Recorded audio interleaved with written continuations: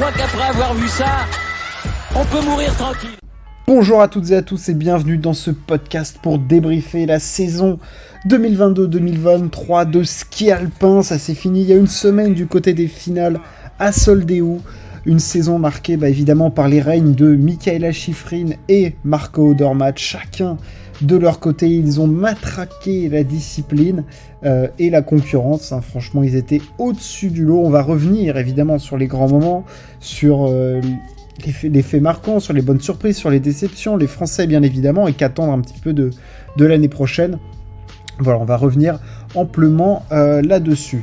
Et moi, comme je suis fan absolu de Mikaela Shiffrin, on va commencer par la saison féminine. Évidemment, Mikaela Shiffrin est allée chercher le gros globe de cristal. Alors certes, en ne battant pas le record de Tina Maze, mais en améliorant sa propre marque au nombre de points, 2206 points. Elle a quasiment 800 points d'avance sur Lara Gut. Petra Vlhova est 3e. Brignon 4e, c'est vraiment très serré entre Lara Gut, Petra Vlhova et Federica Brignone, même Sofia Goggia derrière. Mikaela Shiffrin a été au-dessus du lot toute la saison. Elle a commencé cette saison par 2 victoires du côté de Lévis. Elle finit par s'imposer lors du géant. Mikaela Shiffrin a été la grande dame de cette saison. Elle a notamment eu une passe folle du côté de Saint-Moritz, Semrig Zagreb, où elle a gagné 5 courses consécutives sur 3 disciplines différentes. Au championnat du monde, elle a quand même répondu présent. Elle est allée chercher le titre en géant, 2 médailles d'argent, 14 victoires dans cette saison. C'est son 2e meilleur score de victoire sur une saison en carrière, 2206 points. Et évidemment, de nouveaux records à l'appel. Le nombre de podiums chez les femmes, le nombre de victoires en géant, un 5e gros globe de cristal, et surtout le record de victoires absolu en Coupe du Monde. Elle a battu le record de Lynn Seven et elle a battu le record d'Ingemar Stenmark. C'est évidemment un des très très grands moments de cette année en ski et surtout en sport. Enfin, je veux dire, c'est un des records historiques, des records sportifs historiques. Le record de victoire de Stenmark, et Mikaela Shiffrin l'a battu et elle est maintenant lancée pour le pulvériser. Alors, c'est tout simplement ce qui va se passer. On le sait, on s'y attend. Il est fortement probable que Mikaela Shiffrin aille chercher les 100 victoires d'ici à l'année prochaine. C'est possible, c'est clairement dans ses possibilités. On sait que quand l'américaine est en forme, elle a le moyen d'aller chercher largement plus de 10 victoires par saison, elle l'a montré. Voilà, Mikaela Shiffrin, elle a surtout remis les points sur les i en slalom géant, elle voulait aller chercher le globe. Voilà, la saison de Mikaela Shiffrin, on en a déjà discuté, elle a écrasé tout le monde. Évidemment, sa polyvalence lui permet en plus d'aller chercher énormément de points, parce qu'en Super G et en descente, elle est exceptionnelle. Moins forte que les spécialistes, mais en Super G, du moins, elle peut aller chercher la victoire à chaque course, et en descente, aller chercher des points. Et en technique, elle est bien évidemment au-dessus du lot. Moi, celle que j'ai bien aimée cette année chez les femmes, c'est Lara Gut. On a retrouvé une très grande Lara Gut, 9 podiums, 3 victoires, de la polyvalence, impressionnante en géant où elle fait 2e de la Coupe du Monde. Elle va chercher ce globe de Super G lors de la dernière course à Soldeu en matraquant la course. Voilà, 3 victoires cette saison. On s'est rappelé au bon souvenir de Lara Gut, même si elle a un peu viandé ses championnats du monde, entre guillemets, avec pas de podium. Mais voilà, en Coupe du Monde, en tout cas, elle a été très présente. Lara Gut-Berami est allée chercher une 2e place sur la Coupe du Monde. Autre, évidemment, qu'on a beaucoup aimé cette saison, c'est Sofia Goggia qui, avec sa hargne en descente, notamment 5 victoires en descente, Sofia Goggia nous a rappelé que c'était la meilleure descendeuse du monde et de loin, malgré le retour d'Ilka Stuec. Elle s'est viandée du côté de...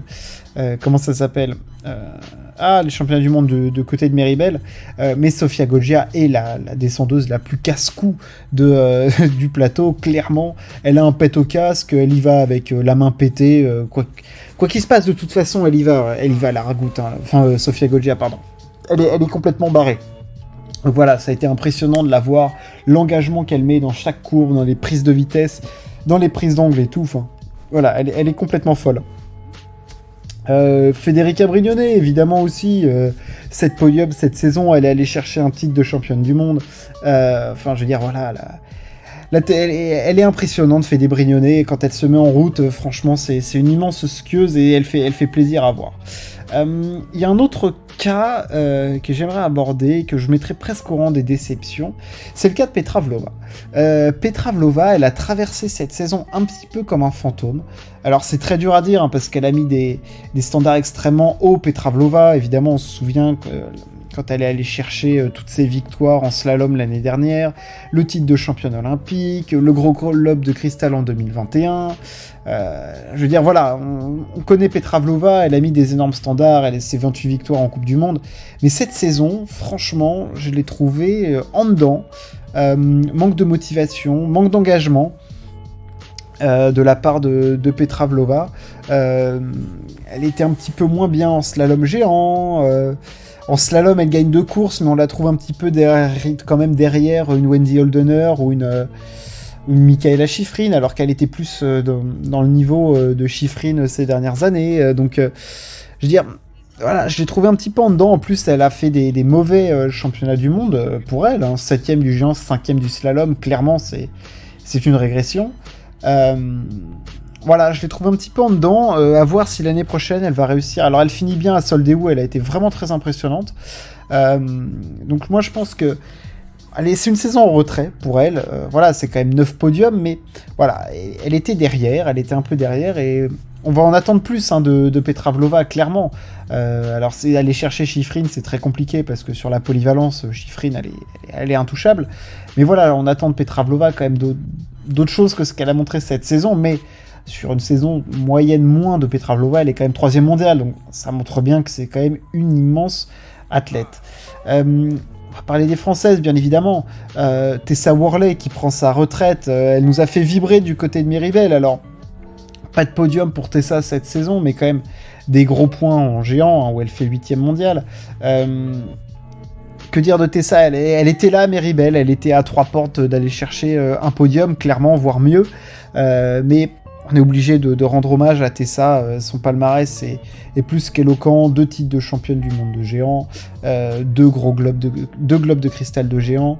Voilà, c'est 16 victoires en géant, c'est une des meilleures géantistes de tous les temps. Elle est respectée dans le cirque du ski alpin mondial. Elle va manquer clairement aux Français, et aux Françaises surtout, parce que c'était un peu la leader de cette équipe, et c'était la seule présence dans le top 20 mondial. On va la perdre. Ça risque d'être un petit peu compliqué pour le ski alpin du côté féminin. Voilà un petit peu les grandes lignes de cette saison, et au niveau en tout cas des surprises, moi j'ai hâte de voir l'année prochaine Leona Popovic et Zrinka Ljutic, bien évidemment, qui ont fait de grandes choses en slalom. Les messieurs, un petit peu à l'instar de Mikaela Shiffrin, comment ne pas parler de Marco Odermatt. Marco Odermatt a établi 2 nouveaux records, et surtout, évidemment, il a lui battu celui du nombre de points sur une saison. Le record d'Hermann Maier est tombé, les 2000 points d'Hermann Maier, c'est maintenant les 2042 points de Marco Odermatt, 26 départs, 22 podiums, 13 victoires, il a été stratosphérique. Marco Odermatt, on a un temps pensé qu'Alexander Aamodt-Kilde allait être en capacité de pouvoir gêner Marco Odermatt. Malheureusement, Marco Odermatt est un tout petit peu plus polyvalent que Kilde, c'est-à-dire que Odermatt, ses disciplines fortes, c'est super G et géant, et il est quasi imbattable, et en plus il est bon en descente. Donc ça ne suffit pas, même si Kilde a été suprême en descente en remportant 6. Il a été exceptionnel, Odermatt. Il est fantastique, c'est le meilleur skieur du monde. Une vitesse dingue en géant, des angles fous, il arrive toujours à se rattraper, une vitesse folle. En super G aussi, il va chercher 2 titres. Il n'y a rien à dire, il est splendide, Marco Odermatt, sur la piste. Il est exceptionnel. Et lui, il n'avait jamais gagné en descente en Coupe du Monde, et il va chercher le titre de champion du monde. Je veux dire, il n'est pas fait comme tout le monde. Il a été complètement dingue. Donc voilà, juste bravo Marco, grande Marco. Voilà, c'est le Federer du ski, c'est comme ça qu'ils en parlent en Suisse. Et on va en prendre pour quelques années de Marco Odermatt au sommet du ski alpin mondial. Je pense que on va le voir battre certains records. il est fou. Il est complètement dingue. Voilà, il a déjà un palmarès fou, champion olympique de géant, champion du monde de géant et de descente. Il est voilà, double tenant du titre du Gros Globe, 14 victoires en slalom géant, 10 en super G en Coupe du Monde. Moi, je pense que Marco Odermatt est déjà dans le Gotha du ski alpin mondial. Kiel 2, comment ne pas parler de Kiel 2, le chéri de Mikaela Shiffrin.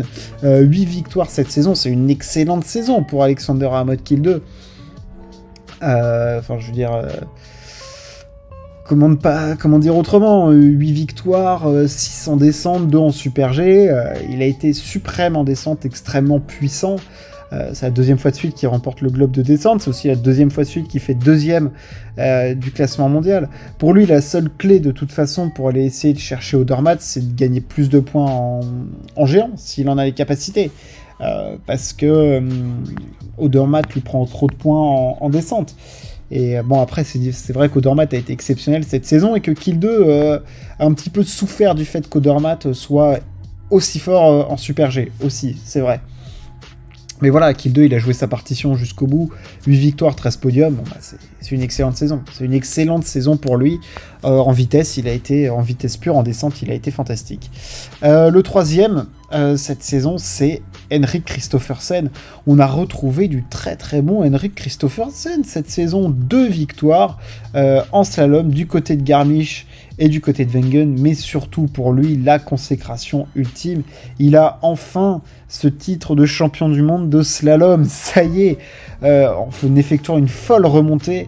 Henrik, il faut pas l'oublier, hein, qu'il allait chercher des petits globes de slalom à l'époque de Marcel Hirscher. Il a fait des saisons à 6 victoires en slalom face à Marcel, donc c'est clairement pas n'importe qui. Il allait chercher sa 30e victoire en Coupe du Monde. Alors oui, il gagne moins de courses que l'année dernière, il en avait gagné 5, là il en gagne 2, mais il a été régulier. Avec son nouveau matériel, il a été très fort, très bon. Franchement, voilà, moi je trouve qu'on a retrouvé du super Kristoffersen. Voilà, franchement, bravo à lui. C'est clair que Christo, on l'attendait un peu à un autre niveau au moment où Hirscher est parti. On attendait une bataille Kristoffersen-Pinturo pour aller chercher le gros globe. On attendait un jour un gros globe de Kristoffersen. Bon, malheureusement pour lui, il va lui manquer toujours cette vitesse en Super G, qu'il ne fait pas d'ailleurs, hein, mais qu'il lui faudrait si jamais il veut aller chercher le globe. Mais voilà, on a retrouvé du grand Christo, et en discipline technique, il a été excellent. 4e mondial, Lucas Broughton.